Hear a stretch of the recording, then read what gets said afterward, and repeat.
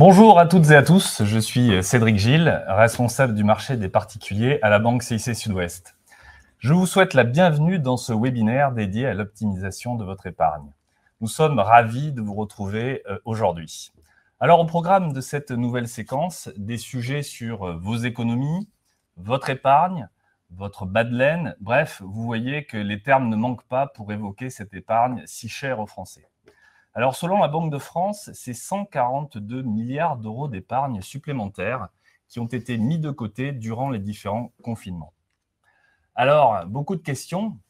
Comment l'appréhender, cette épargne? L'optimiser, la dynamiser et la faire correspondre enfin à vos projets?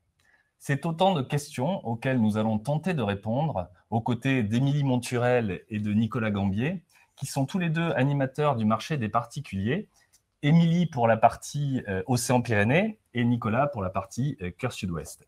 J'aurai plaisir à co-animer ce webinaire avec eux. Bonjour Émilie. Bonjour Cédric et bonjour à tous. Bonjour Nicolas. Bonjour Cédric, bonjour à tous. Alors, au cours de ce webinaire, vous allez bien sûr pouvoir poser toutes les questions que vous souhaiterez. Vous avez pour ça un onglet en haut de votre écran et nous prendrons tout le temps nécessaire pour y répondre à l'issue de ce webinaire. Quelques mots avant de dérouler cette présentation. Le sujet que nous abordons aujourd'hui, il est à décorréler des événements qui se déroulent actuellement en Ukraine et sur la scène internationale. En effet, vous avez vu, on a connu de nombreuses turbulences sur les 20 dernières années et malheureusement, cette crise en fait partie et fera partie des événements majeurs qui auront perturbé les marchés financiers. Cela va d'ailleurs renforcer notre message d'aujourd'hui, puisque vous allez le voir, nous allons nous attacher à l'importance de se projeter à moyen et à long terme pour juger de l'intérêt de continuer à investir. Alors, beaucoup de nos clients, dont vous faites certainement partie, veulent investir leur épargne, mais ils se posent des questions sur les supports sur lesquels ils doivent aller, comment ils doivent choisir. On va commencer par redéfinir ce qu'est l'épargne.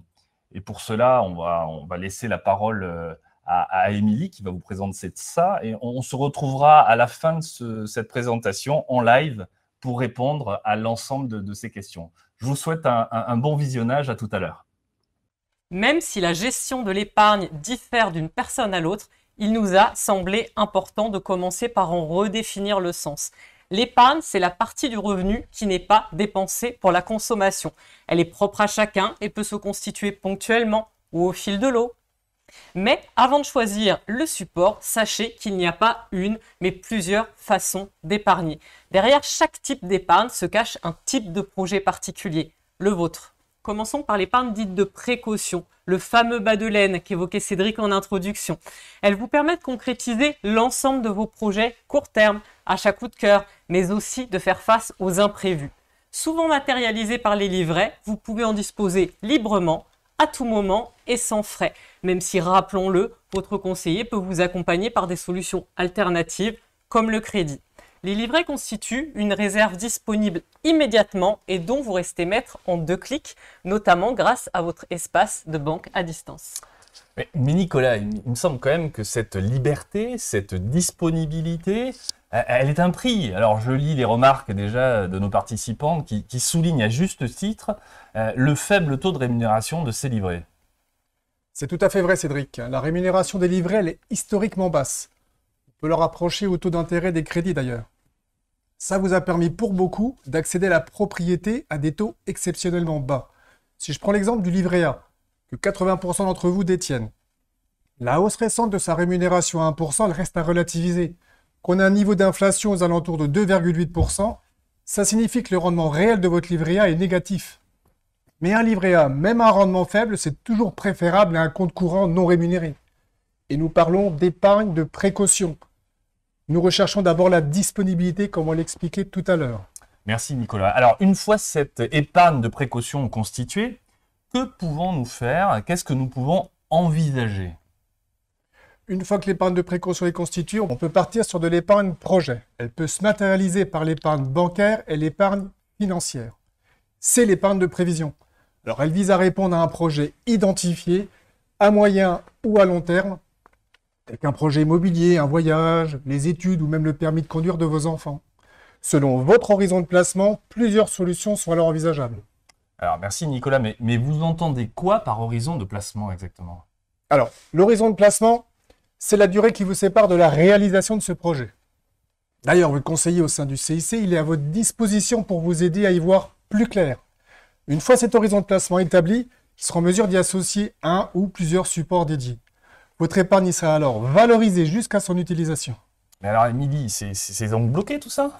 Non, mais afin de vous offrir un taux d'intérêt plus favorable que les livrets et de déclencher un certain nombre d'avantages fiscaux, certains placements requièrent une durée minimum préconisée. Soyez rassurés, vous restez libre d'en disposer librement. Passons enfin à la troisième grande famille d'épargne d'investissement. On y loge notamment l'épargne immobilière et l'épargne financière. Côté épargne immobilière, bien sûr, on y retrouve votre résidence principale, mais aussi secondaire, locative. Notons d'ailleurs qu'au CIC, notre expertise couplée à notre large gamme de solutions personnalisées peuvent vous permettre d'actionner des leviers puissants pour optimiser votre patrimoine et fiscalité. Ce n'est pas l'objet du webinaire ce jour, mais n'hésitez pas à en parler à votre conseiller. Revenons à l'épargne financière. Elle vise donc à dynamiser vos économies sur un horizon de placement plus long terme, souvent supérieur à 8 ans. Ça peut être la retraite ou tout autre projet en germe. Ce critère temps, il ouvre réellement de nouvelles perspectives. Il ouvre le champ des possibles en matière de rendement, à condition de respecter 3 règles d'or que nous allons détailler.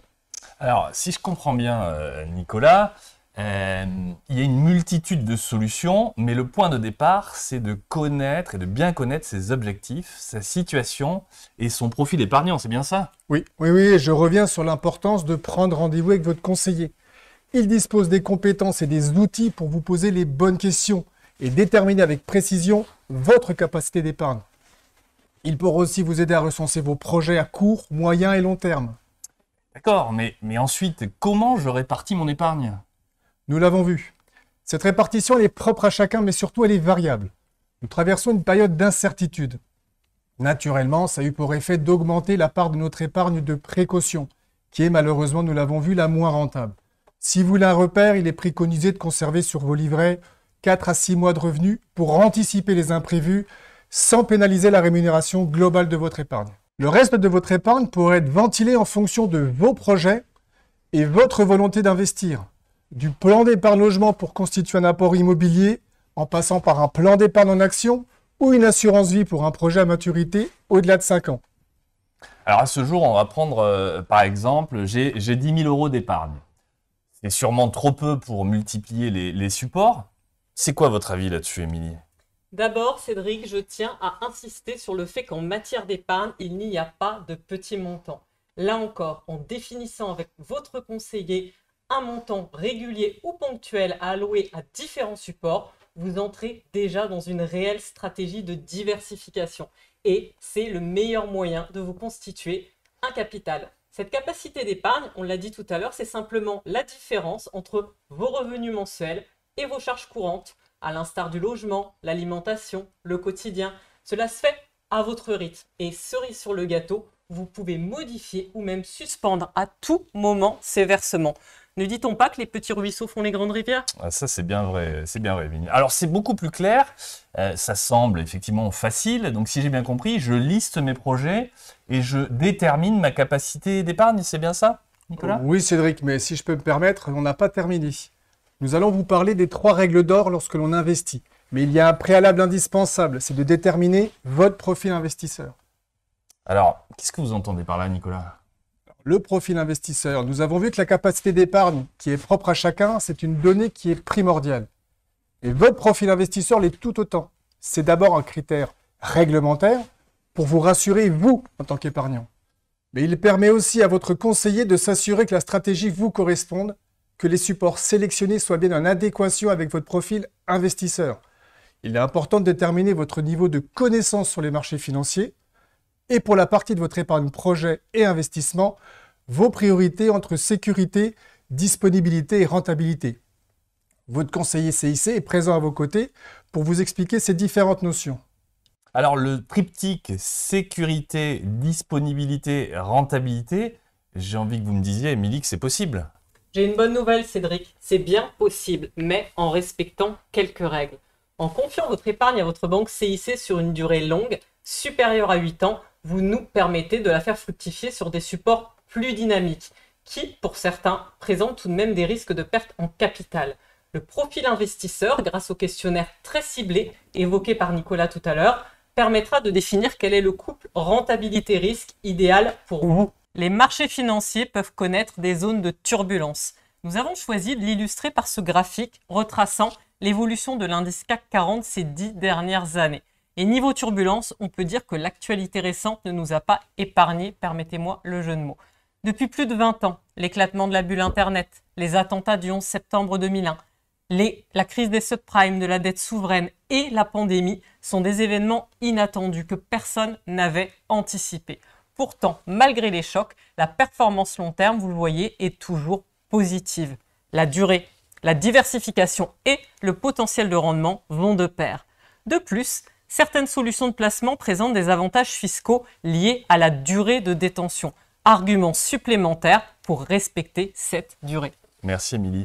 Alors, on a quelques questions, là, quelques réactions de clients qui nous demandent d'aller plus en avant sur le fait de commenter ce graphique. Et Nicolas, vous pouvez nous en dire un peu plus, s'il vous plaît? Effectivement, Cédric, en prenant du recul sur 20 ans, le livret A, votre placement préféré, dont on a parlé en début, il affiche une rémunération cumulée de 41%. En parallèle, les fonds euros de vos assurances vie présentent quant à eux une performance 2 fois supérieure. Et enfin, tout à droite, les marchés financiers, représentés ici par le CAC 40, dépassent 200% d'évolution sur 20 ans, dividendes réinvestis. Alors, les dividendes réinvestis sont bien à intégrer pour une comparaison pertinente, comme les loyers quand vous faites un investissement locatif. D'ailleurs, pour ceux d'entre vous qui croient particulièrement la pierre, vous constaterez là encore que la bourse surperforme. Merci Nicolas. Donc, si je comprends bien, la durée de placement, c'est le critère principal, le premier critère. Est-ce que vous pourriez nous parler des critères suivants, s'il vous plaît? Oui, la deuxième règle d'or serait d'investir régulièrement. Nous avons vu que le point de départ était la capacité d'épargne mensuelle. Une partie de cette capacité financière doit permettre d'investir sur les marchés financiers sans se préoccuper si c'est le moment le plus propice. Pour ça, nous savons que la mise en place de versements programmés tout au long de la vie du contrat permet de lisser les fluctuations des marchés en diminuant les risques. Cela amène à une meilleure valorisation du capital investi. Pour illustrer ce mécanisme, nous avons sélectionné une valeur de croissance Europe Growth. En période de hausse des marchés, vous constatez que votre investissement sera valorisé au fur et à mesure de ces versements.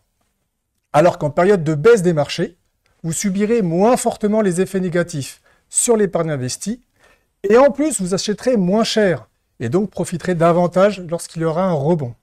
Ah, merci Nicolas. Alors si j'ai bien compris, je lisse le prix moyen en investissant régulièrement et sur la durée.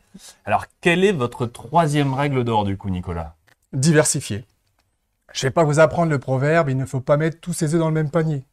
Nous avons vu qu'il fallait diversifier son épargne, c'est pareil pour son épargne financière. La diversification, ça permet d'investir sur des zones géographiques différentes et des secteurs d'activité différents. Chaque placement ayant ses propres spécificités, les associer, c'est le meilleur moyen d'allier sécurité et performance pour votre investissement. Alors c'est logique, ça tombe sous le sens, mais pour diversifier, il faut bien connaître la bourse, la suivre attentivement, et vous avouerez que ce n'est pas le quotidien de monsieur et de madame tout le monde. Bien évidemment, et encore une fois, votre conseiller CIC est présent pour vous conseiller et vous accompagner. Nous disposons d'une large gamme de services d'accompagnement avec des supports diversifiés, gérés au quotidien par nos experts pour vous. Alors, vous pouvez nous donner un exemple concret, Émilie? Bien sûr. Je vais vous citer l'exemple de la gestion pilotée que j'affectionne tout particulièrement. Elle est proposée en assurance vie sur votre compte titre ou PEA. La gestion pilotée peut concerner tout ou partie des fonds placés sur ces supports. Selon le profil de gestion que vous aurez sélectionné, ils sont au nombre de 3 en assurance vie, l'assureur va s'appuyer sur les conseils et les recommandations d'experts pour vous apporter une gestion diversifiée et réactive. Cela se traduit par des arbitrages réalisés par votre assureur pour vous. Vous l'avez compris, vous déléguez la gestion à des pilotes, mais c'est vous qui tracez la route selon votre profil investisseur, selon vos projets et selon votre sensibilité. Alors, ça tombe bien que vous parliez de sensibilité. Je peux dire que je fais partie des 2 épargnants sur 3 qui pensent que la finance durable renforce ma confiance dans la gestion de mon épargne. Or, un placement financier et durable, ce n'est pas très compatible tout ça, Nicolas. Si, bien sûr que si. Je tiens d'ailleurs à rappeler que le groupe Crédit Mutuel Alliance Fédérale auquel nous appartenons, il s'est doté du premier statut de banque entreprise à mission. C'est donc naturellement que nous proposons une gamme complète de supports financiers bénéficiant du label ISR, l'investissement socialement responsable. Cela vous permet de soutenir des entreprises à forte utilité environnementale ou sociale, de financer l'économie responsable et solidaire avec un rendement performant à la clé. Alors, rappelez-vous qu'optimiser son patrimoine, c'est avant tout mettre son argent au service de ses projets. Ça, c'est très important. Et un patrimoine bien géré, c'est un patrimoine équilibré. Voilà, je crois que c'est la phrase de conclusion et la phrase importante à retenir. Alors, nous allons vous remercier de l'attention que vous avez portée à ce webinaire et à notre exposition. Nous vous proposons de se retrouver dans quelques secondes pour répondre aux nombreuses questions que vous avez posées, qui nous ont été posées. Je vous dis à tout de suite, Émilie, Nicolas, et vous qui nous avez suivis. À tout de suite. À tout de suite.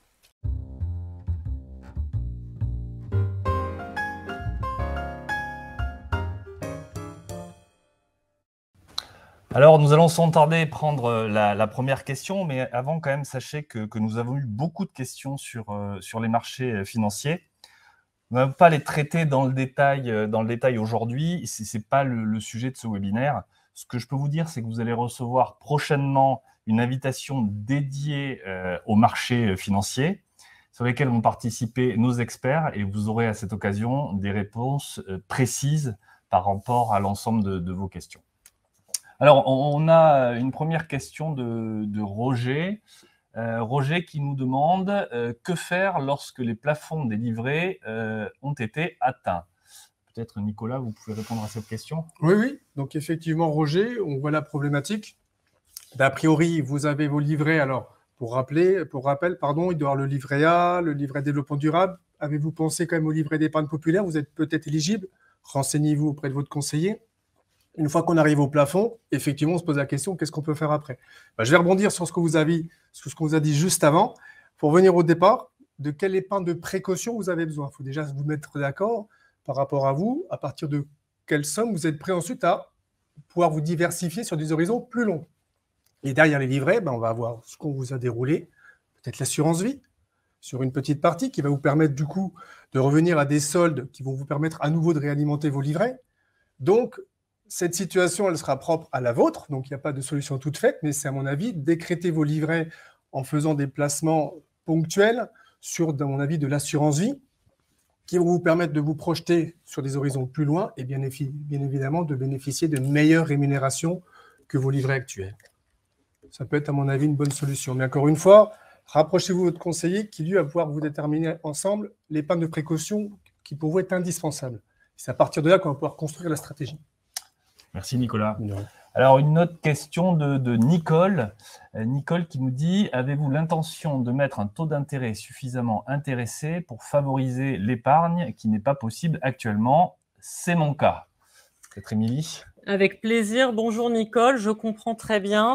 On l'a vu tout à l'heure, les taux bas, c'est vraiment un contexte de marché. Et aujourd'hui, les taux ont plutôt tendance à remonter. L'inflation aussi à 2,8, ce qui fait que plus que jamais, nos livrets paraissent être à un taux bas. Alors, ce n'est pas les banques qui décident du taux de rémunération des livrets, et notamment des livrets réglementés, puisque c'est l'État. C'est pour ça, en fait, que le conseil que nous, on peut vous donner au cours d'un rendez-vous revêt tout son sens, puisque vraiment, l'important aujourd'hui, c'est qu'on puisse vous poser les bonnes questions pour vous diriger vers le bon placement qui ouvrira tous les avantages dont vous souhaiterez bénéficier et ouvrira aussi des perspectives de rendement bien plus intéressant. Et je peux vous dire qu'on en a à date vraiment des performances à vous donner qui sont très intéressantes. Donc, je vous invite dès à présent à prendre rendez-vous avec votre conseiller. Merci Émilie. Allez, tant qu'on y est, Émilie, vous allez peut-être pouvoir répondre à la question de de Sophie. Sophie qui nous demande si les marchés financiers ne sont pas toujours trop hauts pour y investir malgré les événements actuels. C'est une grande question et je peux vous dire que je travaille dans la banque depuis 20 ans et c'est une question qu'on m'a toujours posée. Actuellement, il est vrai que les marchés ont retrouvé des couleurs. Début 2022, on a renoué avec un CAC 40 qui était quasiment à son plus haut historique. Et beaucoup d'entre vous nous posent cette question. Est-ce que c'est le moment de rentrer sur les marchés ? Malheureusement, les événements dramatiques qui se déroulent actuellement, ils ont induit une grande volatilité sur les marchés. Il faut du coup avoir un profil de risque qui correspond à ces à-coups. Néanmoins, je me permets de vous faire un petit parallèle avec des biens de consommation par rapport à ce côté décrochage des marchés. Quand on va acheter un véhicule aujourd'hui, je sais aussi qu'il est difficile un petit peu de trouver des véhicules neufs, on accepte qu'à la sortie du garage, ce véhicule, il est déjà perdu 20, 25, 30% de sa valeur. C'est un petit peu pareil avec votre épargne. L'important, c'est qu'est-ce que je veux récupérer à 5, 10 ou même 20 ans en fonction de mon projet de vie, de celui peut-être de mon conjoint, de mes enfants. Donc, si j'accepte à un moment donné de perdre sur un bien de consommation jusqu'à 20%, je dois accepter aussi ce risque sur une partie de mon épargne. Et là, je repense au conseil que donnait Nicolas tout à l'heure, en fait, sur le fait que c'est toujours, bien sûr, une partie à allouer dans les fameuses règles d'or. Et ce temps-là, il nous sera vraiment précieux pour vous permettre d'aller chercher la meilleure performance. Et comme on l'a vu tout à l'heure dans le graphique, eh bien, venir aplanir un petit peu cette courbe avec les chocs. Et la guerre en Ukraine en est un, bien sûr. Merci, Émilie. Alors, une autre question de Sylvie. Sylvie qui nous demande, aujourd'hui, est-ce que seul le PEA me permet d'investir sur les marchés financiers? Peut-être Nicolas, vous pouvez nous répondre? Oui, je vais répondre à Sylvie. Donc, Sylvie, à cette question, on en a parlé tout à l'heure. Le PEA, c'est effectivement un support qui vous permet d'aller directement sur les marchés financiers et investir à votre convenance. Mais on a aussi, pendant toute notre déroulé, parlé de d'autres supports. Alors, je pense notamment à l'assurance vie, on en a parlé, qui peut aussi vous permettre de bénéficier des avantages dans la transmission, des avantages fiscaux. On a parlé aussi du compte titre. Le compte titre, c'est tout ce qu'on ne pourrait pas mettre ni dans un PEA, plan d'épargne en action, ni dans une assurance vie. Je pense aussi, on n'en a pas parlé par contre du PER, peut-être que certains d'entre vous en ont déjà entendu parler, le plan épargne retraite, qui a eu des améliorations par rapport au PERP. Le plan d'épargne retraite, c'est une façon de préparer votre retraite, soit sous forme d'un capital, soit sous forme d'une rente, avec un avantage fiscal à la clé. Donc, plusieurs supports qui sont pour moi tous complémentaires. Il n'y en a pas un, il y en a à mon avis un certain nombre à faire cohabiter pour avoir le maximum d'avantages. Merci Nicolas. Alors je vais rebondir sur l'assurance vie. On a une question de Marc qui demande s'il peut ouvrir un contrat d'assurance vie au nom de ses enfants. Émilie? C'est même une excellente idée, Marc. L'avantage de l'assurance vie dans ce cas de figure, c'est justement le temps qui va séparer votre enfant, parfois à la naissance, quand vous décidez de lui mettre en place une épargne, jusqu'à la réalisation du projet. On peut penser que vous voudriez mettre en place cette épargne pour le permis de conduire, l'acquisition de la résidence principale ou les premières études de votre enfant. Et comme je vous le disais tout à l'heure, le gros avantage, c'est que le temps étant notre allié, et peut-être que vous allez faire aussi des versements programmés, des versements aussi ponctuels, je pense aux anniversaires ou ce genre de choses. L'assurance vie est donc particulièrement adaptée pour les enfants. Et j'ajouterais que nous avons également une assurance vie spécifique pour les tiers qui voudraient ouvrir des contrats d'assurance vie à vos enfants. Je pense aux grands-parents, je pense aux parrains-marraines. Et on s'assure vraiment ici que les sommes qui seront confiées à l'assureur sur ces contrats-là bénéficieront à l'enfant, du coup là encore avec un temps élevé qui nous permettra d'aller sur des supports adaptés et plus dynamiques, et on pourra même choisir l'âge auquel l'enfant pourra disposer de ces sommes. C'est donc une excellente idée. Merci Émilie. Alors, une autre question de Jean-Michel. Alors Jean-Michel, il nous dit, vous évoquez des arbitrages réguliers. Comment ça se traduit aujourd'hui dans votre gestion? Je pense qu'il parlait des contrats d'assurance vie. Je suppose qu'il va parler des arbitrages réguliers dont on a parlé effectivement des contrats d'assurance vie et notamment tout à l'heure dans la gestion pilotée. Dans la gestion pilotée, on vous a expliqué effectivement que l'intérêt de ce support, c'était qu'il y avait une gestion dynamique. qui était fait par des gestionnaires et qui s'adaptait au contexte des marchés financiers. Alors, la question, c'est aujourd'hui, on va être assez précis, on est aujourd'hui le jeudi 3, on a eu un comité qui s'est réuni le 1er mars, compte tenu du contexte qu'on a évoqué au départ de l'Ukraine, qui a du coup permis de modifier les allocations en s'adaptant au contexte international. Donc, on s'adapte avec agilité pour réduire notre exposition sur certains placements, sur des environnements qui étaient à risque, et pour du coup modifier notre allocation sur des choses avec plus de visibilité. Donc, c'est l'exemple type d'un placement réactif qui s'adapte au marché financier, et c'est un petit peu pour ça qu'on vous incite fortement à vous faire accompagner. Il y a des spécialistes qui peuvent anticiper ces choses et vous aider dans votre quotidien. J'espère avoir répondu. Je vais prendre 2 questions complémentaires, du coup, Nicolas, parce que je vois qu'il y en a qui se rapprochent et qui se rattachent à ça. Du coup, j'ai une question. Les arbitrages effectués par l'assureur, est-ce qu'ils sont payants? Oui, non. Et comment je peux suivre mon placement? Oui, effectivement, toujours pareil pour la gestion pilotée. Je viens de vous parler effectivement qu'il y avait des allocations qui se faisaient, des arbitrages régulièrement. Ça fait partie de la convention globale. Donc, il n'y a pas de surcoût. C'est gratuit. Chaque arbitrage se fait de façon gratuite. C'est intégré dans la gestion globale. Par contre, comment vous pouvez le suivre? C'est important. Vous confiez des sommes, il faut que vous puissiez la suivre. Alors, la suivre, je pense à 3 choses. Déjà, vous recevez une lettre d'information dès qu'il y a un arbitrage qui se fait. Donc, les clients qui actuellement avaient une gestion pilotée, suite à l'arbitrage qui se fait des allocations au 1er mars, ils vont recevoir un courrier qui leur indique, après l'arbitrage, voilà la nouvelle situation de votre contrat. Ensuite, au-delà de ces arbitrages, tous les trimestres, vous recevez une lettre de gestion qui reprend l'ensemble de votre contrat, les allocations en place et un point sur les marchés. Assez synthétique, mais qui vous permet de rester collé à la réalité. Et ensuite, je pense à la 3e solution, c'est la banque à distance, qui est de toute façon votre outil qui vous permet de suivre l'évolution de votre placement au quotidien. Merci Nicolas. Alors, si la régie veut bien revenir sur la dernière question, voilà, merci beaucoup. Question d'Anne qui nous dit, toujours sur l'assurance vie, quand on ouvre une assurance vie au nom des enfants, est-ce que nous sortons des règles de succession? Émilie, vous pouvez nous éclairer? Alors, c'est une question sur laquelle je vais vous répondre, alors peut-être pas de manière parfaite, parce que cela dépend grandement de votre situation actuelle.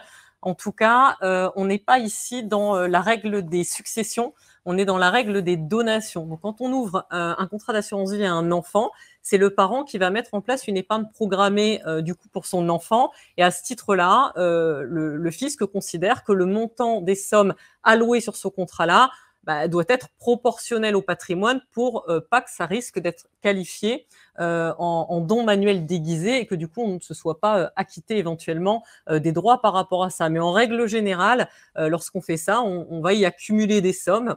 D'ailleurs, je rappelle ici que dès 15 € par mois, on a possibilité de mettre en place une épargne régulière à une fréquence soit mensuelle, soit trimestrielle, soit semestrielle. Donc si on est sur des niveaux, pour répondre précisément à votre question, proportionnel à votre patrimoine, bien entendu, vous aurez possibilité d'ouvrir le contrat d'assurance vie dans le cadre fiscal avantageux du placement, mais on ne parle pas ici de transmission. Merci Émilie. Allez, on va prendre une dernière question parce que le temps passe. Peut-être une question de Laïla. Qui dit qu'elle n'a pas le temps de se rendre en agence pour rencontrer son conseiller de clientèle, pour gérer son épargne, pour trouver des solutions, pour qu'elle trouve des réponses à ces questions. Comment on peut lui répondre à Laïla, Émilie? Alors d'abord, je vous comprends très bien parce que je sais à quel point le temps est précieux, Laïla.